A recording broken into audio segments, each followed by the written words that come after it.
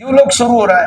अब जैसे ये पांचवा केंद्र है, इधर ध्यान दो, आपके लिए चल रहा था ना, इधर उधर नहीं देखना। ये पांचवा केंद्र है ना, 1 2 3 4 5, वायु, उपस्थ, नाभि, हृदय और पांचवा है। स्तुति प्रार्थना में पांचवा मंत्र भी यही आता है, आज सुबह बताया था।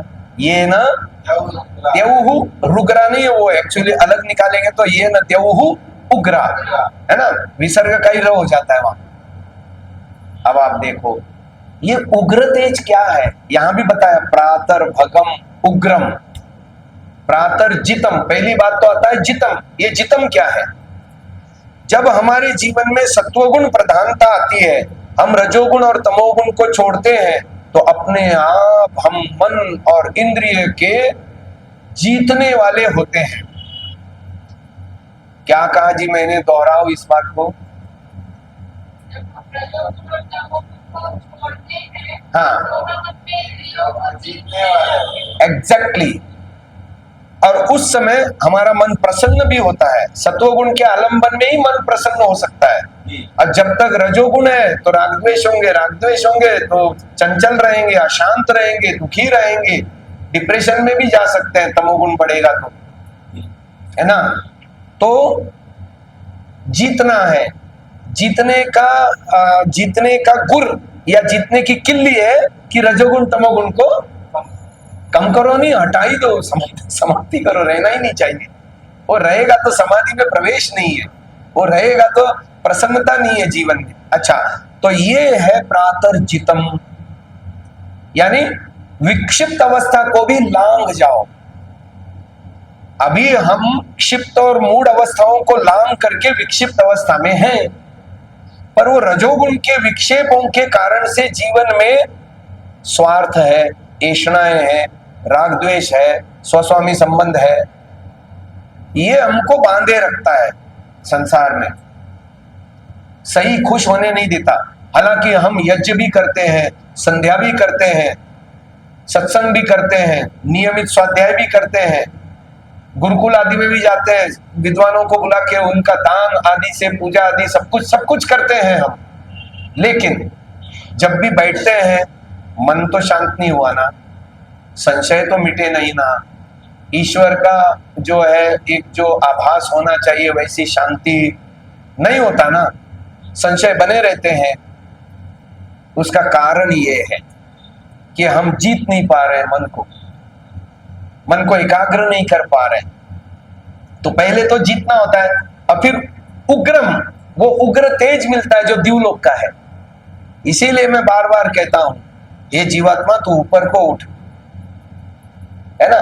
और वो वाली बात, 7वां मंत्र देखो, यत्र देवा अमृतम आनशानाः तृतीय धामन अध्ययनयन्त, जहां विद्वान लोग स्वेच्छा पूर्वक सुख दुख से रहित नित्य आनंद युक्त परमात्मा को प्राप्त होके परमात्मा में स्वेच्छा पूर्वक विचरते हैं। यही अर्थ किया है ना ऋषि ने 7वें मंत्र में, सनोबंधुर जनिता सविधाता धामानि वेद भुवनानि विश्व यत्र देवा।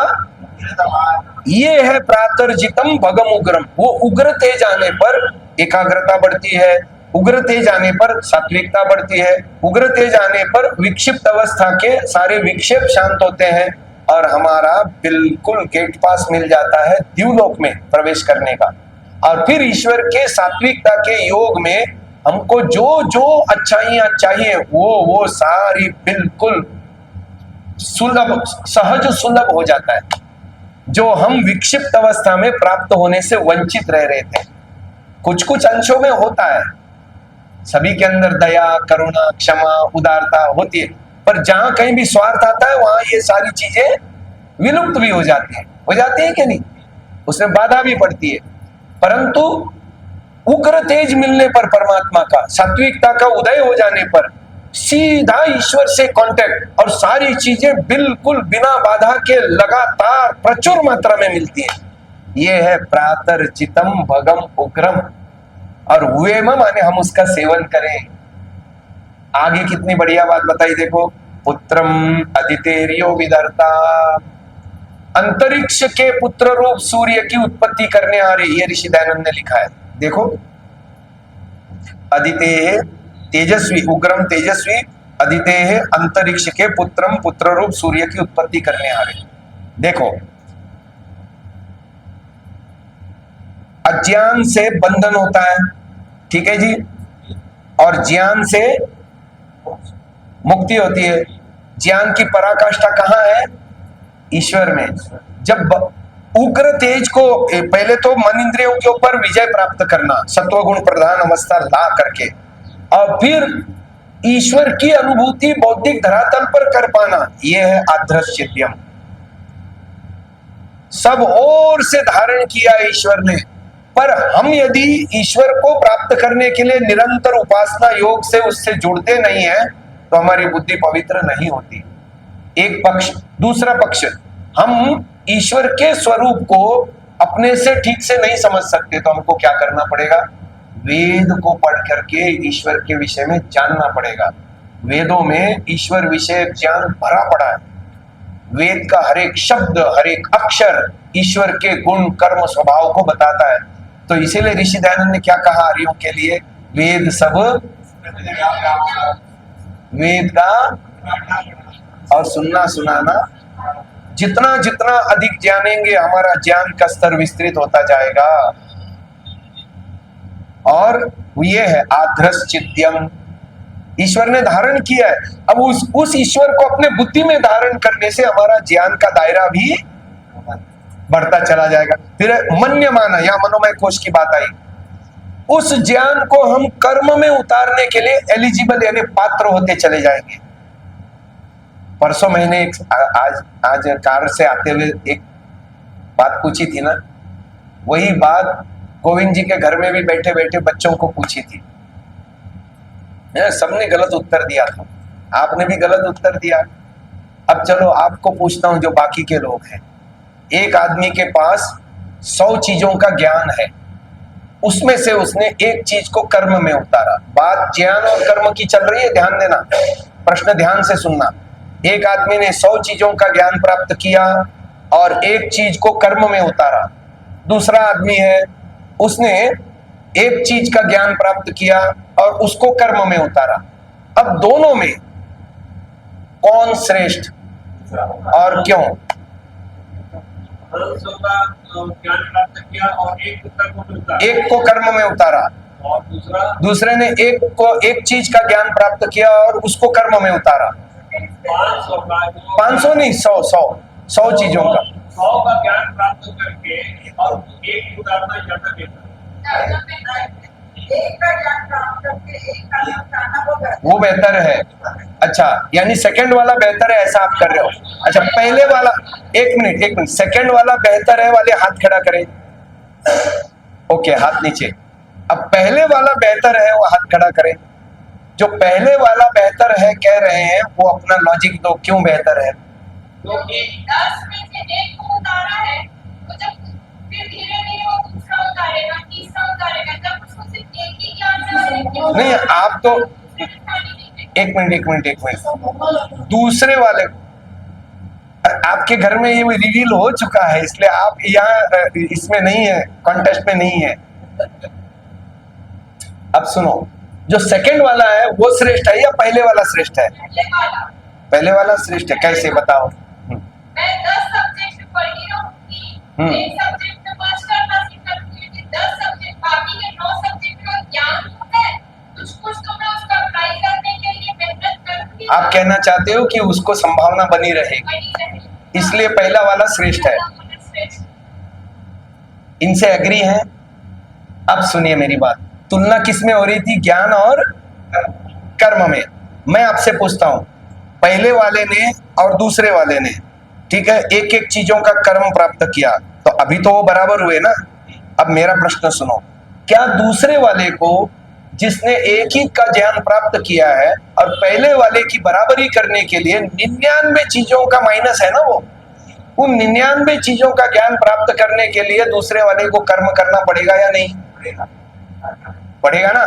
इसका मतलब ज्ञान में तो पिछड़ा हुआ था ही दूसरा वाला, अब कर्म में भी पिछड़ा हुआ है।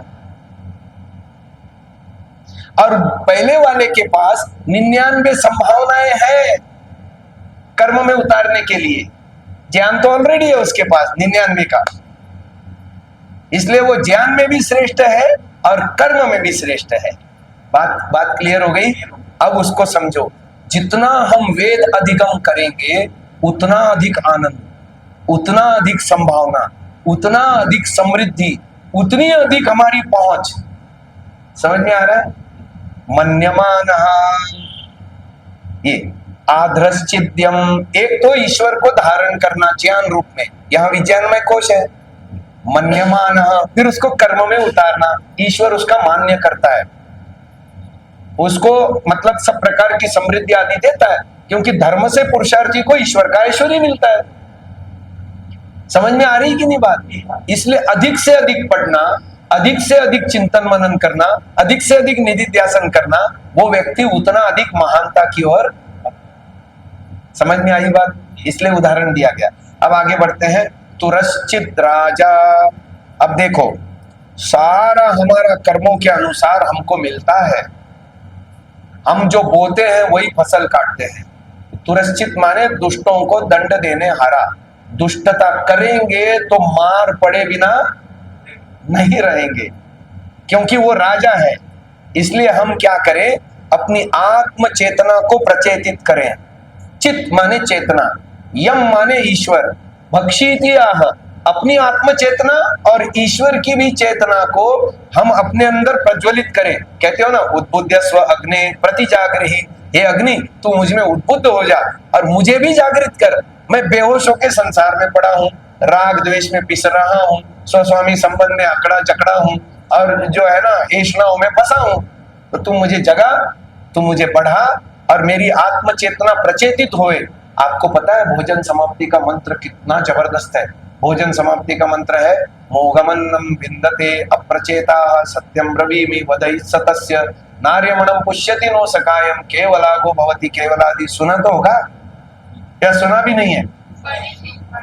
ये आर्यवीर, हाँ ये आर्यवीर पाठ्यक्रम है ना, उस पुस्तक में अर्थ सहित दिया है। बच्चों की जो पुस्तक है, बच्चों को जो हमने वितरित की, उसमें दिया हुआ है। अब सुनो उस मंत्र में क्या कहा है। उस मंत्र में ये कहा है मोघम अन्नम विन्दते, वह व्यक्ति व्यर्थ अन्न को प्राप्त करता है। कौन?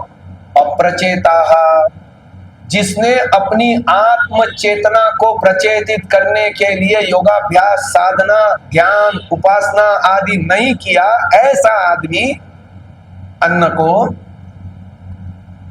व्यर्थ प्राप्त करता है। मोघम माने व्यर्थ, अन्नम विन्दते, अन्न को व्यर्थ प्राप्त करता। फिर आगे यही क्या कठोर था, आगे और कठोर बोल दिया, वधइत्सतस्य, वध माने मारता है, हत्या करता है। किसकी? अन्न की।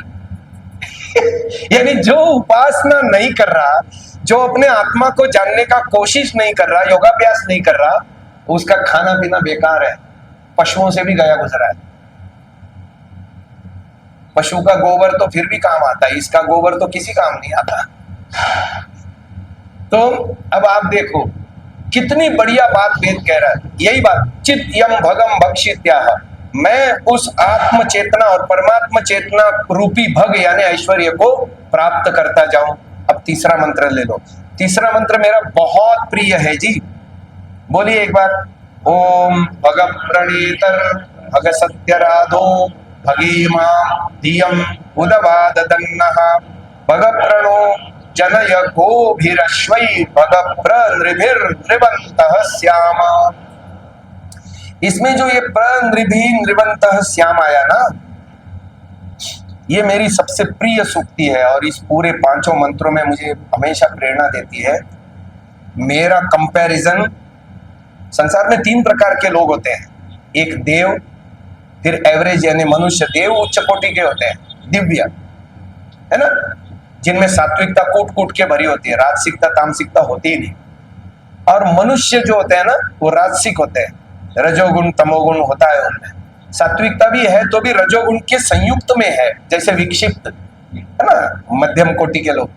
और नीच कोटि के लोग जो तामस होते हैं, मूढ़, अधर्म, अज्ञान, अवैराग्य, अनैश्वर्य, कल बताया था, परसों बताया था। ठीक है जी। मेरा कंपैरिजन देवताओं से है, एवरेज मनुष्यों से नहीं है। हमारी प्रगति कहां रुक जाती है? हम जब अपनी तुलना अपने अगल बगल वाले से करते हैं, हम उम्र वालों से करते हैं, अपने मित्रों से करते हैं। नो, मेरी तुलना आदर्श से है जो टॉप लेवल पे है। देखो मंत्र क्या कह रहा है, मंत्र चीख चीख के कह रहा है, बोलो प्र माने क्या, प्रकृष्ट, सबसे अच्छा।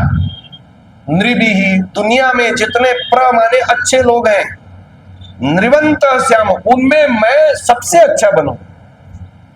पता है आर्य का शाब्दिक अर्थ है श्रेष्ठ, ठीक है जी। अच्छा, क्या श्रेष्ठ बनने का कोई फॉर्मूला वेद देता है? हाँ देता है। 5 मंत्र हैं, एक पूरा सूक्त है, और उस सूक्त में हर एक मंत्र में एक टेक आती है। जैसे तन्मय मन शिव संकल्पमस्तु 6 मंत्रों में रिपीट होता है, ऐसे ही मनसा परिक्रमा में तेभ्यो नमो धिपतिभ्यो नमो से लेकर के योस्मान दृष्टि, ये सब हर मंत्र में रिपीट होता है। ऐसे उन 5 मंत्रों में एक टेक रिपीट होती है जिसमें श्रेष्ठ बनने की प्रक्रिया बताई गई है। श्रेष्ठ बनने पर क्या उपलब्धियां होती हैं वो भी बताया गया है। कभी उसका भी प्रवचन करूंगा, नेक्स्ट टाइम आऊंगा तो करूंगा। उस सूक्ति ये है, आपनु ही श्रेयांसम अति समम क्रामा। आपनु ही, इसका शाब्दिक अर्थ ये है, बोलिए, समकक्षों का स्वस्थ उल्लंघन करते तीव्र गति सबसे आगे बढ़ो। आपनु ही श्रेयांसम अति समम क्राम, सबको पीछे छोड़ो और मैं आगे बढ़ूं, पर स्वस्थ उल्लंघन करते हुए।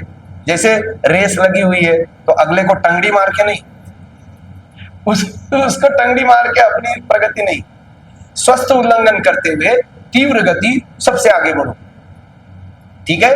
योग दर्शन भी यही बात कहता है, तीव्र संवेगानाम आसन्न। समाधि का लाभ और समाधि का फल किसे मिलेगा जल्दी? तो कहते हैं तीव्र संवेगानाम आसन्न, जिसका वैराग्य और प्रयत्न सबसे ज्यादा तेज होगा उसको सबसे जल्दी समाधि मिलेगी। और नहीं तो मृदु मध्य अधिमात्रत्व तथोपि विशेषः। अरे भाई, कोई पैदल जाता है, कोई बैलगाड़ी से जाता है, कोई साइकिल से जाता है, कोई स्कूटर से जाता है, कोई कार से जाता है, और कोई हेलीकॉप्टर से जाता है, और कोई सीधा रॉकेट से जाता है। भाई अपना अपना तरीका है। तीव्र संवेगानाम आसन्न, तीव्र चलोगे तो ये, तो मेरी तुलना जब मैं टॉप लेवल से करूंगा तो मेरा संवेग भी तो बढ़ेगा, वैराग्य और प्रयत्न भी तो बढ़ेगा, और वो पीरियड शॉर्ट हो जाएगा उपलब्धि को पाने का। जो मैं कहता हूं ना, सद्यः सिद्धिर भवेन्नः, हे ईश्वर दयानिधे भवत कृपया अनेन जप उपासना आदि कर्मणा धर्म अर्थ काम मोक्षाणाम सद्य। ये जो सद्य है वो तीव्र संवेग के साथ इसी जन्म में मुझे चाहिए। मैंने जब पूछा यहाँ सभा में, एक व्यक्ति मुझे नहीं मिला, मुझे अगला जन्म नहीं चाहिए जी, मैं इसी जन्म में मोक्ष पाना चाहता हूँ। इतने ढीले हैं ना लोग, अच्छे अच्छे आर्य समाजी भी ढीले होते हैं। क्यों? कितने जन्मों के लिए प्रोग्राम बनाया है कि मैं मोक्ष के योग्य अगले कितने जन्मों में हो सकूंगा, ऐसा कुछ। अभी तक गुरुजी निर्णय लेने की बात तो दूर रही, इस दिशा में कभी सोचा ही नहीं। बोलो हाँ या ना? हाँ। ये दुर्दशा है हमारी, जबकि यांत्रिक रूप से दोहराए जा रहे हैं, सद्य सिद्धिर भवेन्नः, सद्य सिद्धिर भवेन्नः। क्या क्या होता है इसका तात्पर्य, और कैसे मुझे इसको अपने अंदर बुलाना है? कभी क्यों माता जी? सीरियस है ना आध्यात्मिक क्षेत्र में आगे बढ़ने के लिए। अब देखो, जब तक मैं जैसा कहता हूं वैसा नहीं सोचोगे तो लटके अटके भटके रहोगे, विक्षिप्त अवस्था में, एकाग्र अवस्था में प्रवेश नहीं होने दोगे कभी अपने आप को, और खुद के ही प्रयासों से पिछड़ जाओगे। कोई आपके उन्नति को रोक टोक नहीं रहा। ईश्वर 100% सहायक है यदि हम उठना चाहें, पर चाहें तो माइंडसेट वैसा बनाना पड़ेगा। इसलिए मैं बार बार कहता हूं, संसार में दुख देखना शुरू करो। इसका मतलब सुख उपभोग करने से नहीं है, सुख उपभोग करना है, पर कैसे करना है? कंडीशन अप्लाइड, तेना ये विवेक पूर्ण सारे काम करेंगे ना, फटाफट ऐसे ऐसे उन्नति होगी हमारी। तो ये सूक्ति ये कहती है, मेरा कंपैरिजन बराबर वालों से नहीं है, नहीं तो फिर मेरा संवेग कैसा होएगा? मृदु मध्य ऐसा हो जाएगा, यानी कम हो जाएगा, मेरा संवेग भी कम हो जाएगा। टारगेट ही नहीं है तो पुरुषार्थ काहे के लिए करोगे आप? क्यों जी? बात समझ में आ रही है कि नहीं, गले उतर रही है कि नहीं? और यदि टारगेट बनाया तो फटाफट पुरुषार्थ करोगे। मैं आपको हतोत्साहित नहीं कर रहा हूं ये बता करके कि आप लोगों ने टारगेट नहीं बनाया, बल्कि टारगेट बनवा करके आपको एक पुशअप दे रहा हूं, उसको इस दृष्टि से सोचो, नहीं तो गलत अर्थ लगा लोगे। समझ में आ रही ना बात? हाँ, प्रोत्साहित कर रहा हूं भाई। मैं अकेला क्यों जाऊं दौड़ लगा करके आगे सबसे, आपको भी तो लेता जाऊं। और ऐसा दिखा कि आप कहीं पिछड़ रहे हो तो मैं रुक जाऊंगा और आपको साथ में, चलो हम एक साथ जाते हैं। मुझे पहला नंबर आने की होड़ नहीं है। हाँ, विचार तो यही है मंत्र के द्वारा, प्रणृविंद्रिवंत श्याम। अब देखो वो क्या कहता है, भग प्रणेतर भग, जो ये प्राणमय कोश, मनोमय कोश, विज्ञानमय कोश का सदुपयोग करने से जो मुझे भग मिला ना, वो मेरी रक्षा करे, मुझे आगे बढ़ाए। भग एव भगवान अस्तु, उत्तर उत्तर मेरी उन्नति हो, प्रगति हो, मैं अपनी तुलना संसार में श्रेष्ठ व्यक्तियों से करूं और उन व्यक्तियों में भी मुझे सबसे आगे निकल जाना है। मैं पीछे नहीं रह सकता, मुझे दुनिया से कोई लेना देना नहीं है, मुझे अपनी प्रगति करनी है। इसलिए मैं बच्चों को भी सिखाता हूं वो दो वाक्य, चाहे कोई सुधरे या ना सुधरे, मुझे जरूर शब्द और लगाओ, नहीं तो गड़बड़ कर जाओगे, फिर बहाने बनाओगे। चाहे कोई सुधरे या ना सुधरे, मुझे जरूर सुधरना। और दूसरा वाक्य, चाहे कोई कितना ही क्यों ना बिगड़े, मुझे वो छेद नहीं छोड़ने, राग द्वेष ईर्ष्या स्वस्वामी संबंध के छेद नहीं छोड़ने, ऐषणाओं के छेद नहीं, सारे छेद बंद करने। कैसे? देखो फटाफट प्रगति नहीं होती, सारा मानसिक विचारों का खेल है जी। मैं सच कहता हूं आपको, कोई गृहस्थी, कोई पत्नी, कोई बच्चे, कोई बिजनेस, कोई चीज बाधक नहीं हमारे लिए प्रगति में, उन्नति में बाधक नहीं है। हम खुद रोड़े हैं अपनी प्रगति के। हम उचित टारगेट नहीं बनाते, उचित साधन नहीं ढूंढते, हमको उचित चलने के लिए मार्गदर्शन नहीं मिल पाता, या हम खोज नहीं पाते और अटके लटके भटके पड़े रहते हैं। जन्मों जन्म निकल गए और अभी भी नहीं सुधरे संभले, तो फिर हानि है बहुत बड़ी। आगे बढ़ो तो क्या कह रहा है, भग प्रणो जनय गो भी अश्वई। यहाँ गो से तात्पर्य शुद्ध ज्ञान है और अश्वई से तात्पर्य शुद्ध कर्म है। मैं आध्यात्मिक अर्थ बता रहा हूं मंत्रों का। गाय और घोड़े ऋषियों ने लिखा है, पर ये आदि भौतिक अर्थ है, मैं आपको आध्यात्मिक अर्थ बता रहा हूं। गो भी माने शुद्ध ज्ञान और अश्वई ही माने शुद्ध कर्म। शुद्ध ज्ञानों और शुद्ध कर्मों के द्वारा मैं क्या करूं, संसार में जितने उत्तम लोग हैं उनमें मैं भी सर्वश्रेष्ठ बनूं और सबसे आगे निकलूं। आगे चलिए, अब ये चौथा मंत्र, जैसा मैंने कहा था, ये है प्लानिंग का मंत्र, ये जीवन आयोजन मंत्र है। बोलिए एक बार, ओम उतेदानी भगवन्तः श्याम उत प्रपित्व उत मध्ये अह्नाम उतोदिता मघवन् सूर्यस्य वयं देवानां सुमतो श्याम। उत माने ऊपर उठना, हम अपने पुरुषार्थ से। अब देखो, इदानीम का मतलब होता है इस समय। हम अपना आकलन करें, इस समय मैं कहाँ खड़ा हूं। दुनिया में हर व्यक्ति के तीन होते हैं, कुछ लोग उससे आगे होते हैं, कुछ लोग उसके बराबरी में होते हैं और कुछ लोग उससे पीछे होते हैं। आयु में भी ऐसा ही होता है ना, कुछ लोग उससे आयु में बड़े होते हैं, कुछ लोग उसके समकक्ष होते हैं और कुछ लोग उससे बाद में जन्म लिया। ऐसी ज्ञान के क्षेत्र में, बल के क्षेत्र में, ज्ञान विज्ञान के क्षेत्र में, योग्यताओं के क्षेत्र में हर कोई आगे पीछे होता है कि नहीं? तो मैं अपना आकलन करूं, मैं कहाँ खड़ा हूं, इदानीम कहाँ खड़ा हूं। फिर उन्होंने कहा प्रपित्वे। प्रपित्वे माने मेरा अंतिम जीवन लक्ष्य क्या है, मोक्ष, ईश्वर प्राप्ति, संपूर्ण दुख निवृत्ति, ये है प्रपित्वे, पूर्णानंद की प्राप्ति। अच्छा, फिर आ गया मध्य अहनाम, बीच के दिन। अहनाम माने दिन, बीच के दिनों में मुझे क्या क्या पार करना है। जैसे विवाह करते हैं तो काय के लिए करते हैं, संतान के लिए करते हैं। जब संतान की संभावना बनती है, वहां से लेके संतान को योग्य बनाने तक की पूरी आयोजना संतान के जन्म से पहले करते हैं कि नहीं माता पिता? अब फिर उसको फॉलो करते हैं कि नहीं? अब जन्म हुआ है, अब वो स्कूल जाएगा, अब वो जो है ना कॉलेज जाएगा, अब उसका शादी कर देंगे। मतलब शुरू से ही प्लानिंग चलती है और उस प्लानिंग का पीछा करते हैं। कोई भी माता पिता इसमें प्रमाद करता है क्या? पर हमने अपने जीवन को लेकर के, आत्मा की उन्नति को लेकर के कोई प्लानिंग की है क्या? ये मंत्र सिखाता है।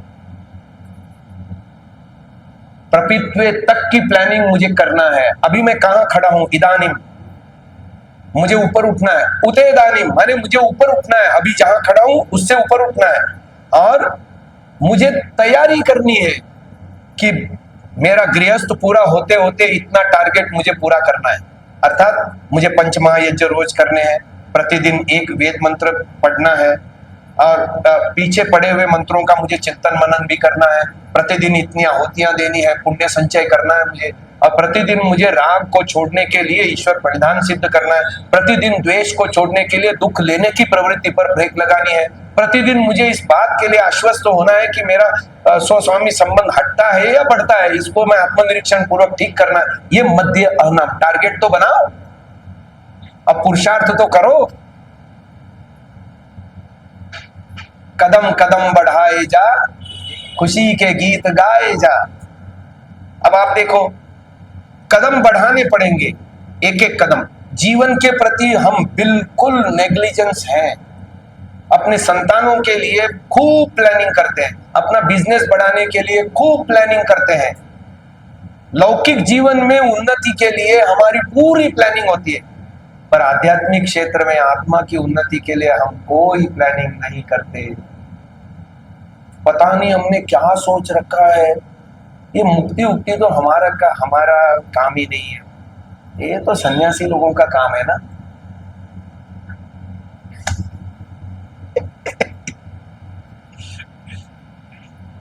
कभी कभी सोचते होंगे आप लोग, ये गुरुजी भी ऐसी जगह ले जाकर के फंसाते हैं और लज्जित करते हैं, ऐसा सोचते हैं?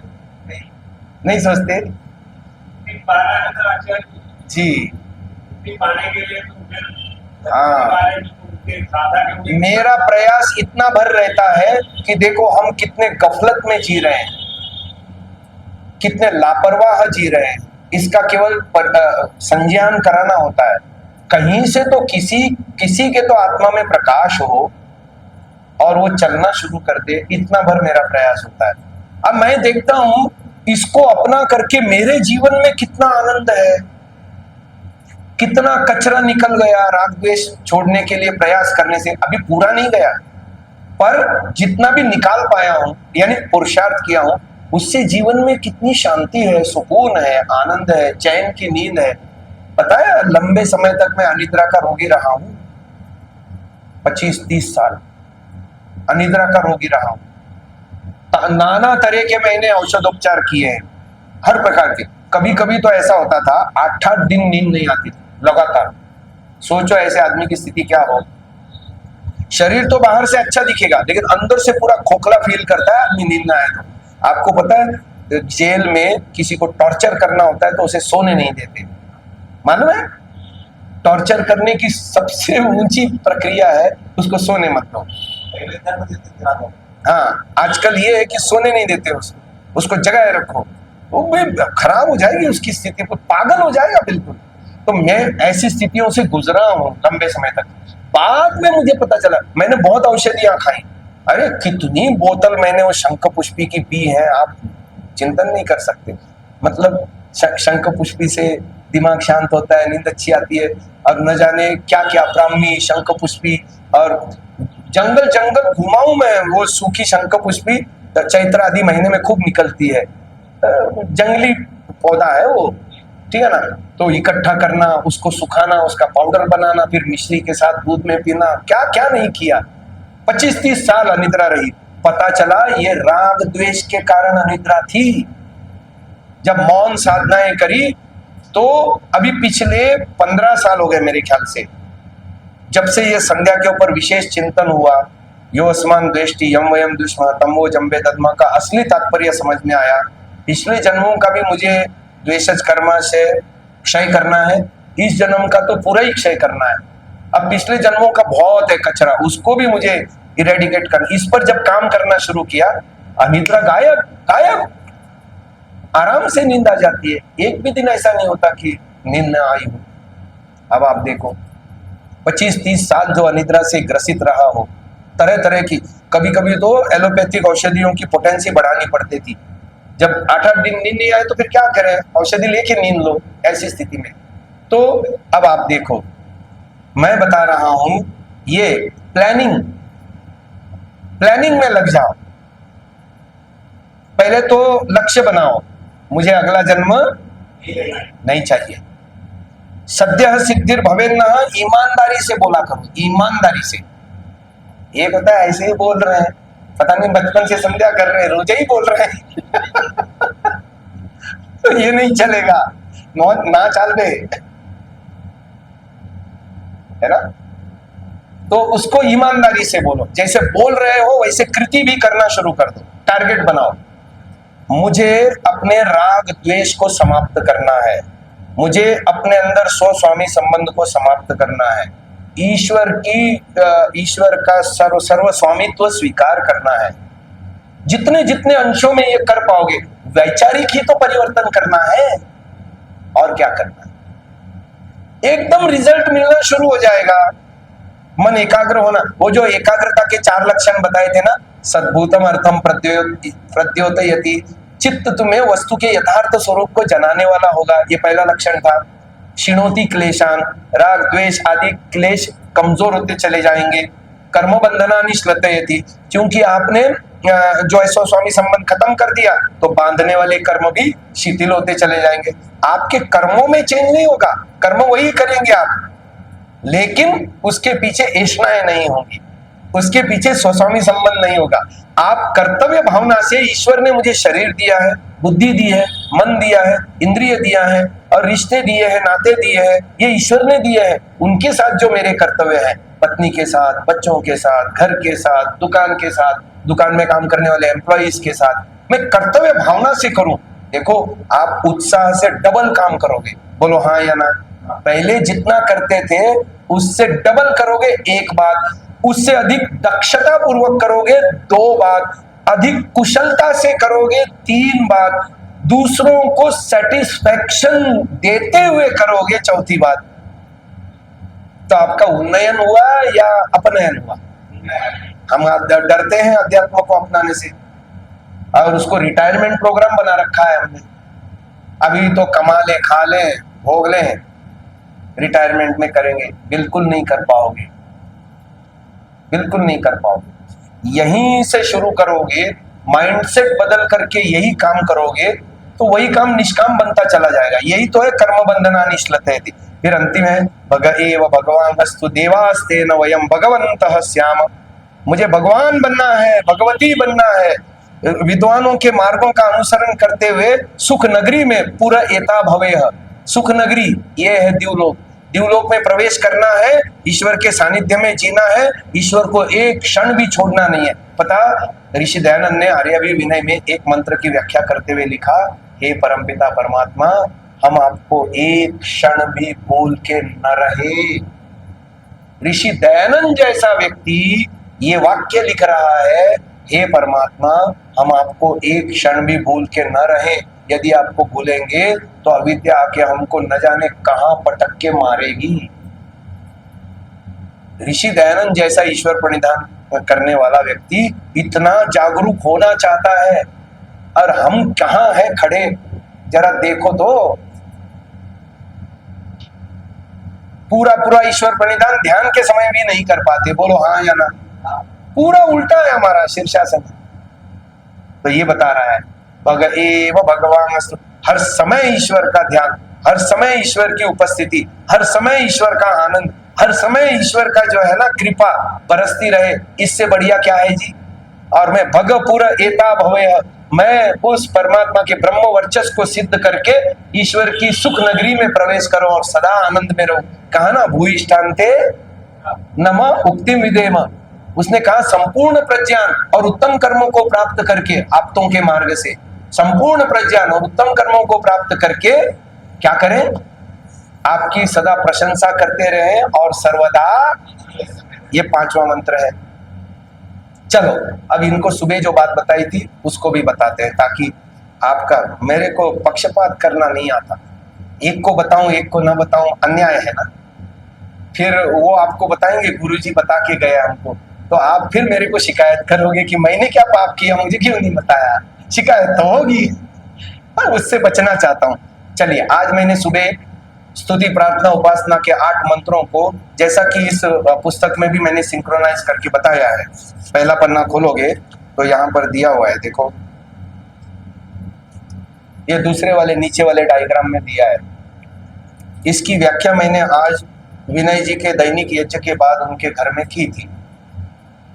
भाई जो आतिथ्य करेगा तो उसको विशेष फायदा मिलेगा ना। पर प्रधान जी को मैं वंचित नहीं रखना चाहता, और हमारे गोविंद जी हैं और भी दूसरे लोग हैं, तो इनकी वजह से बाकी लोगों को भी लाभ हो रहा है। बहुत बड़ी बात बताने जा रहा हूं और बहुत बड़ा खजाना दे रहा हूं आप लोगों को। महर्षि दयानंद जी ने, देखो महर्षि दयानंद जी से पहले भी यज्ञ होते थे, है ना। अच्छा, सारे श्रौत ग्रंथ, स्मार्त ग्रंथ, ब्राह्मण ग्रंथ, वेदांत दर्शन आदि, ये सारे यज्ञीय प्रक्रियाओं से भरे पड़े हैं। पर ये जो 8 मंत्र है ना, मेरे ख्याल से और कहीं नहीं है। ये महर्षि दयानंद जी की हम लोगों को विशिष्ट देन है यज्ञीय प्रक्रिया में। कैसे है वो अभी बताता हूं। हम प्राणायाम मंत्र में नीचे से चलो, नंबर 1 में ओम भू, नंबर 2 में ओम भुवः, नंबर 3 में नाभि में ओम स्वः, हृदय में ओम महः, ये ऊपर वाले डायग्राम में दिया है। फिर कंठ में जनः, और भ्रूमध्य में तपः, और यहाँ सत्यम। उसमें भी नीचे वाले डायग्राम में दिया है, देखो अ से तात्पर्य भूलोक, और पायु, उपस्थ और नाभि, ये भूलोक के से रिलेटेड है। नाभि में भूलोक खत्म हो गया, यहीं से अंतरिक्ष लोक शुरू हो गया, उकार और अंतरिक्ष लोक दिया है देखो। और ईश्वर के 3 नाम भी दिए हैं, हिरण्यगर्भ, वायु, तेजस। तो नाभि, हृदय और कंठ, ये अंतरिक्ष लोक हो गया। फिर कंठ में जहां अंतरिक्ष लोक खत्म हो गया, वहीं से द्युलोक शुरू हो गया। कंठ, भ्रूमध्य और तालु, 7 के अंदर 3 का विभाजन समझ में आया कि नहीं आया? पूरा डायग्राम में स्पष्ट करके दिया है मैंने, किसी को भ्रांति ना हो। अ उ म, फिर एक एक नाम, विराट, अग्नि, विश्व, फिर हिरण्यगर्भ, वायु, तेजस, फिर ईश्वर, आदित्य, प्राज्ञ। स्पष्ट हो गया? तो ये 3 का विभाजन, फिर 7 का विभाजन और 5 का विभाजन। 5 का विभाजन देखने के लिए यहाँ ये ऊपर वाले उसमें देखो, नीचे से तीसरे वाले में अन्नमय, नाभि में अन्नमय, हृदय में प्राणमय, कंठ में मनोमय, भ्रूमध्य में और तालु में।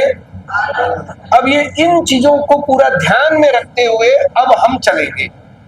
अथर्ववेद के पहला मंत्र है, बोलिए, ये त्रिशक्ता, 3 का और 7 का कॉम्बिनेशन। 3 धाम है और 7 भुवन है, तो दोहराओ, लिख लो, भूल जाओगे। 3 धाम है, 7 भुवन है। धामानि वेद भुवनानि विश्वा, बोलते हो ना। यत्र तृतीय धामन, तीसरे धाम में, जहां विद्वान लोग तीसरे धाम में ईश्वर में स्वेच्छा पूर्वक विचरते हैं, जो सुख दुख से रहित है, नित्य आनंद युक्त है, स्वेच्छा पूर्वक विचरते हैं, है ना।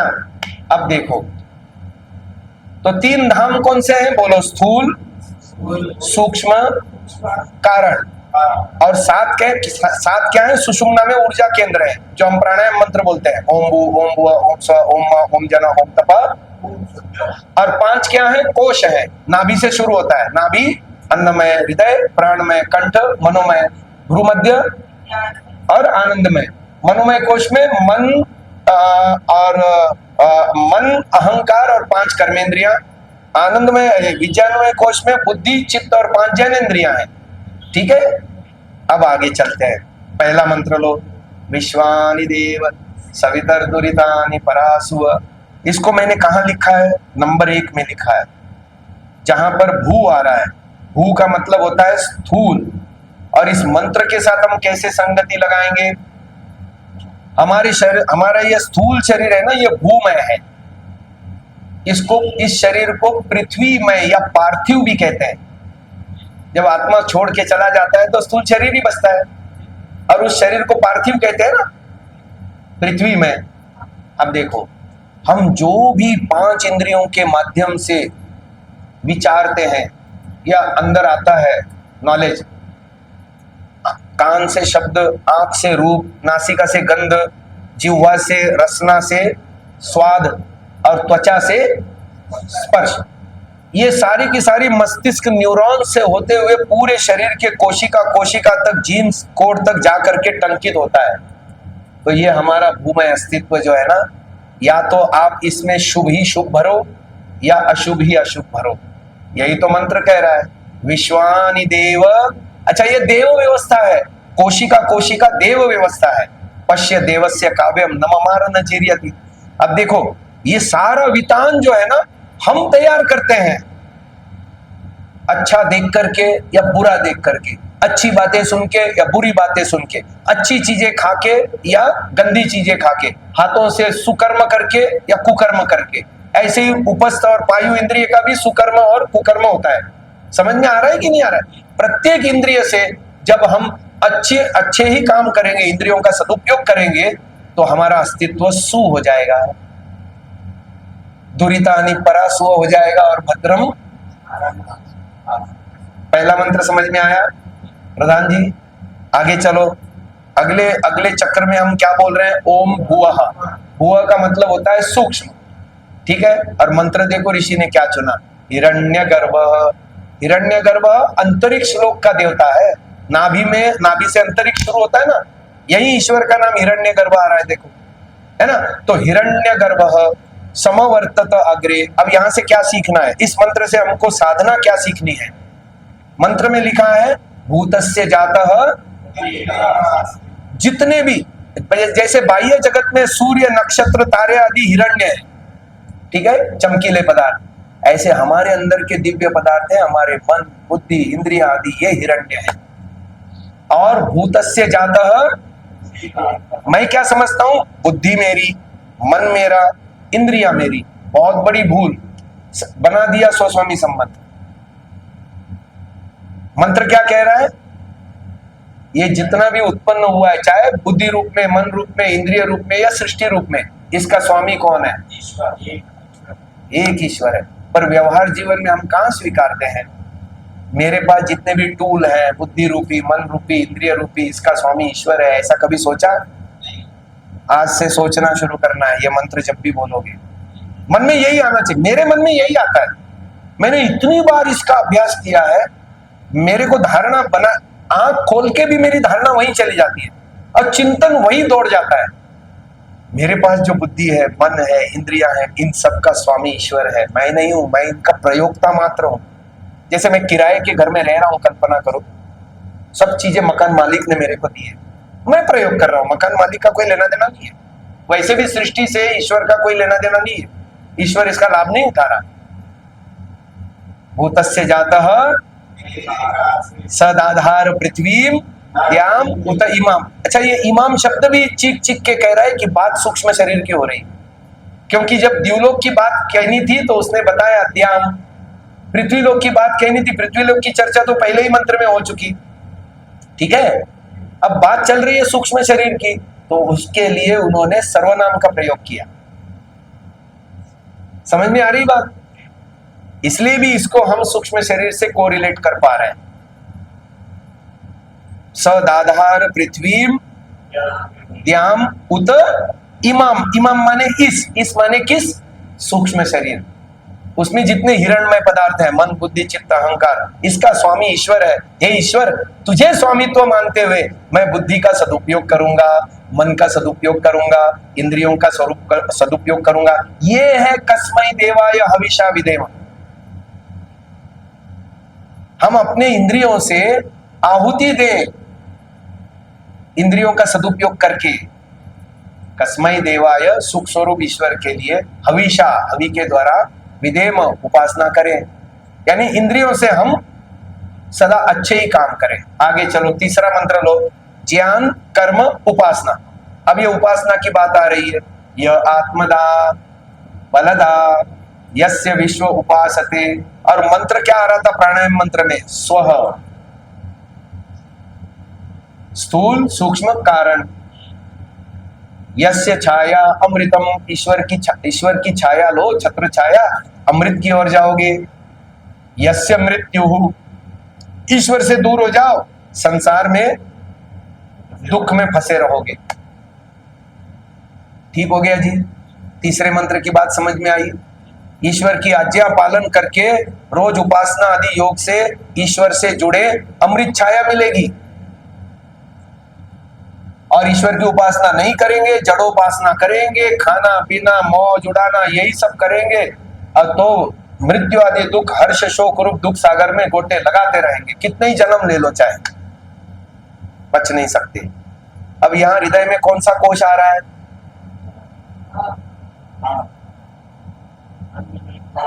हाँ, मनोमय कहां से आएगा? अन्नमय तो नाभि में आया भाई। नाभि में सारे डाइजेस्टिव सिस्टम है, तो नाभि में अन्न में आता है। और रेस्पिरेटरी सिस्टम, श्वसन तंत्र कहाँ है? छाती में, लंग्स में, है ना। शुद्ध ऑक्सीजन आ करके लंग्स के द्वारा हृदय में पहुंचाया जाता है, और हृदय के माध्यम से पूरे शरीर में सर्कुलेट किया जाता है ऑक्सीजन को।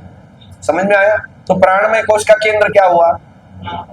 कंठ हुआ, सॉरी हृदय हुआ ना। अन्नमय ना मनोमय, ये है प्राणमय। तो मंत्र क्या दिया ऋषि ने? चौथा, नीचे से चौथा है।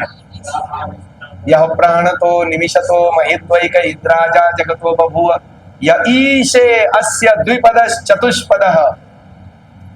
क्या अद्भुत है देखो, 20,000 मंत्रों में केवल 8 मंत्रों को चुना, तो कैसे चुना?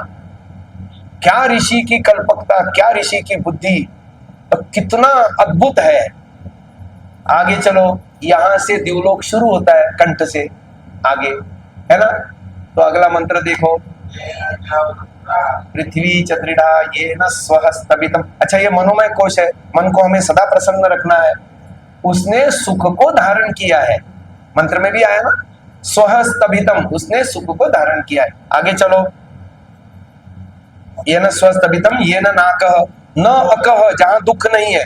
दुख कहां है? जब हम अंतरिक्ष लोक में राग द्वेष में अटके लटके भटके पड़े हैं, विक्षिप्त अवस्था चित्त की बना के, वहां तक दुख है। पर जैसे ही गेट पास मिला हमको, हमने राग द्वेष छोड़ा, स्वस्वामी संबंध तोड़ा, तृष्णाएं खत्म की, तो हमको गेट पास मिल जाता है, कोई रोक टोक नहीं है।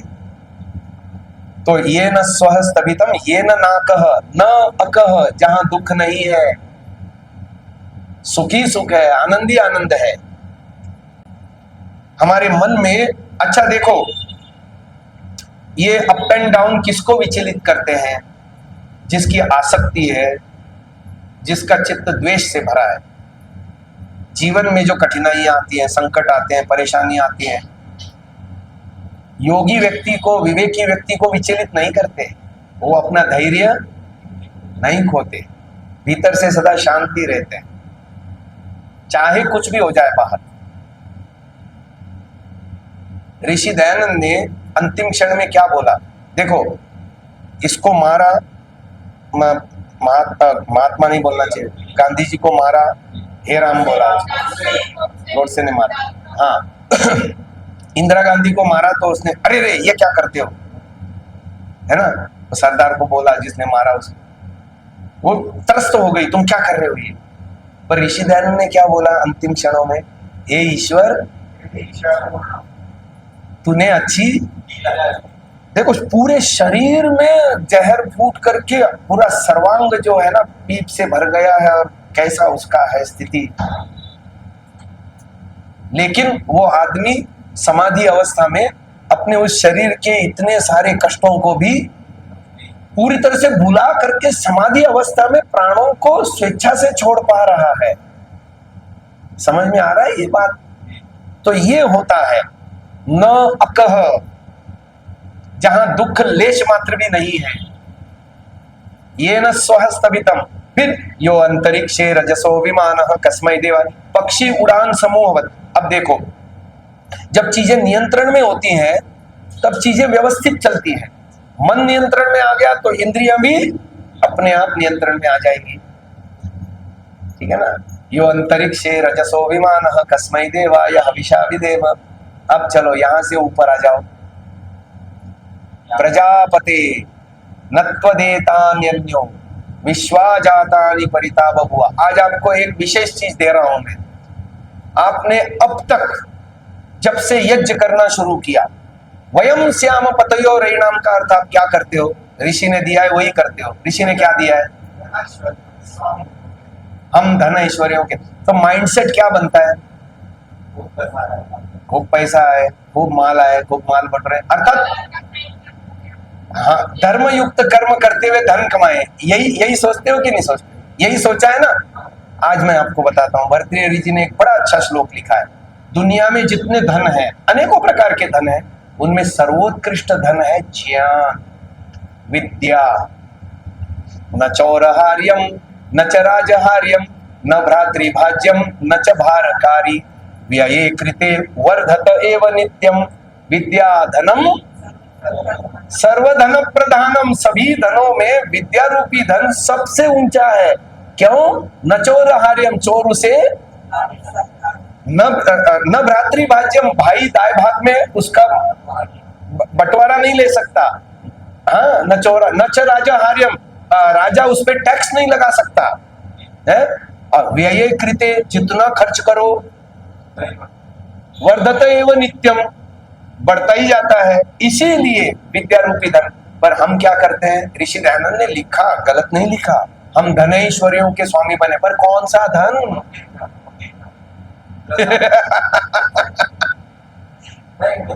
तो आज से इस मंत्र का ये करना है, मैं वेद अधिगम करूं, प्रतिदिन वेद पढ़ूं, पीछे पड़े हुए को वेद को और संपत्ति को बढ़ाऊं, यानी स्वाध्याय करूं, स्वाध्याय किए हुए को दूसरों को समझाऊं, प्रवचन का वो करूं और फिर व्यवहार में उतारूं। ये विद्या रूपी धन आएगी तो मेरी वैल्यू वैसे ही बढ़ जाएगी ना। देखो, ब्राह्मण पहले नंबर पे है, क्षत्रिय दूसरे नंबर पे है और वैश्य, हम तीसरे नंबर का धन मांग रहे हैं परमात्मा से।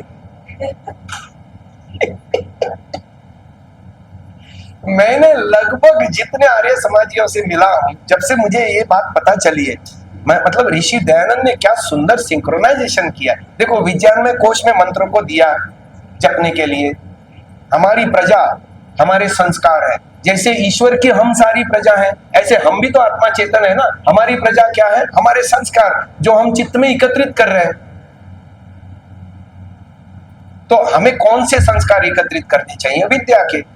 धन आदि तो गौण है, तीसरे नंबर पे है, वो घटिया धन है, वो तो हम अपने आप प्राप्त कर लेंगे जब योग्यता होगी। क्यों जी? हाँ या ना? तो वयम श्याम पतयो रैणाम की आपकी संकल्पना हिला दी ना हमने। बेस ही हिला दिया। अब देखो, पर इससे फायदा है आपको, घाटे में नहीं हो। क्यों विनय जी? घाटे में हो या फायदे में हो? थोड़े फायदे में हो या बहुत ज्यादा? क्योंकि वो तो मिलेगा ही मिलेगा जिसकी अब तक कामना करते आए, जिसके पीछे पागल होके लगते आए। पर ऐसा सोचने से एक फालतू और मिलेगा, वो है वेद ज्ञान। वेद ज्ञान हम साथ में ले जाने वाले हैं, मतलब उसके संस्कार साथ में ले जाने वाले हैं। अच्छा, आगे चलो, है ना। अब आप देखो, एक और बात बताता हूं इस मंत्र की। इस मंत्र में क्या कहा? आपसे भिन्न दूसरा कोई उन इन सब उत्पन्न हुए जड़ चेतनादिकों का तिरस्कार नहीं करता है। पता है ईश्वर हमारा कैसे तिरस्कार करता है? जो पिछले जन्मों से हम लेके आए हैं बीज, और इस जन्म में नए आलंबन पा करके जिन बीजों को हमने पुष्पित पल्लवित किया, अब आपने कैक्टस को यदि पल्लवित किया तो कांटे मिलेंगे। आम, कटहल, चीकू, संतरा, अनार, उसको यदि पल्लवित किया तो फल मिलेंगे। समझ में आ रहा है? हमने क्या करा? राग, द्वेष, ईर्ष्या, लोभ, क्रोध, मोह, काम, ये एनकैश किया आपसे भिन्न। अब देखो, उन का तात्पर्य है अर्णव वाले संस्कार, और इन का तात्पर्य है समुद्र वाले संस्कार। आपसे भिन्न दूसरा कोई उन इन सब उत्पन्न हुए, यही तो हमारा जीवन बना रहे हैं ना। जो हमने बोया है उसी को तो काटते हैं ना। चित्त रूपी अलमारी में तुमने जो भंडारण किया है वही तो निकल निकल के आ रहा है कि नहीं जीवन में? बोलो हाँ या ना। अब देखो पंक्ति का अर्थ लगा दो, आपसे भिन्न, है ना? प्रजापते न त्वत् एतानि अन्यः विश्वा जातानि। जातवेदस यहाँ आता है, उदुत्यम जातवेदसम बताया था ना। आपसे भिन्न दूसरा कोई उन इन सब उत्पन्न हुए जड़ चेतनादिकों का तिरस्कार नहीं करता, अर्थात आप ही। यानी हम ये सोचे कि जो है मीठा मीठा तो खाएं, कड़वा कड़वा छोड़ दे, नहीं छोड़ सकते। जो कड़वा कड़वा बो रखा है ना, कड़वा कड़वा खाना ही पड़ेगा उसका फल रूप में। ऐसे ईश्वर तिरस्कार करता है हमारा। तो क्या हम ईश्वर के तिरस्कार का पात्र बनना चाहते हैं या उसके इनाम का पात्र बनना चाहते हैं?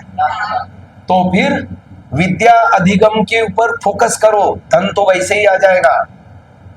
वयम श्याम यत्कामास्ते, कामनाएं क्या करो? वो कहता है मुझे धन नहीं चाहिए, मुझे यश नहीं चाहिए, मुझे कीर्ति नहीं चाहिए, बस ईश्वर मुझे तू चाहिए, ये कामना रखो। वयम श्याम। हाँ, अब देखो पूरा शीर्षासन हो गया चिंतन में। अब के बाद जब भी आप इस मंत्र को जपोगे ना, आपका माइंड सेट कुछ और होगा। जब माइंड सेट और होगा तो उसके अनुसार कृतियां भी आपकी बदलती चली जाएंगी, और ये आपके जीवन में अच्छे दिन आ गए जी। इंद्र श्रेष्ठ द्रविणानि देहि, हे इंद्र मुझे श्रेष्ठ धनों को दो। चित्तिम दक्षस्य सुभगत्वमस्मे पोषम रयीणाम, यहां भी है वयम श्याम पतयो पोषम रयीणाम अरिष्टिम तनूनाम स्वादमानम वाचः सुदिनत्वमहनाम। केवल एक चिंतन बदलने से, वयम श्याम पतयो रयीणाम का दृष्टिकोण बदलने से ये सारी चीजें आपके साथ घटने वाली हैं। सोचो तो जरा, क्या अद्भुत है वेद। हाँ, तो मेरे जैसा उसको समझाने वाला भी होना चाहिए। आगे चलते हैं, अंतिम चलो ये सातवां, ये समाधि का स्थल है। सत्यम में तीनों चीजें आते हैं, मैंने बताया था, ईश्वर, जीव, प्रकृति। स माने जीवात्मा, कल ही तो बताया था। स माने जीवात्मा, ती माने प्रकृति, और यम माने नियंता ब्रह्म। जो प्रकृति और जीवों पे जिसका नियंत्रण है वो नियंता ब्रह्म, सत्यम। ठीक है। अब देखो ये सातवां स्तर है, और मंत्र भी वही है, ओम भू ओम भू ओम स ओम मा ओम जना ओम तपा ओम।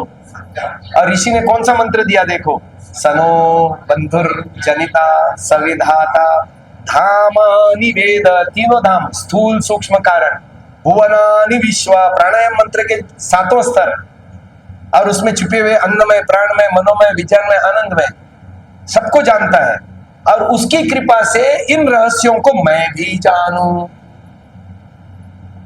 यत्र दे, तभी तो ना ऊपर को उठ पाऊंगा, और उठूंगा तो मैं संसार को अलग देखूंगा, खुद को अलग देखूंगा, और ब्रह्म को भी। और उस अवस्था में मेरी समाधि लग जाएगी।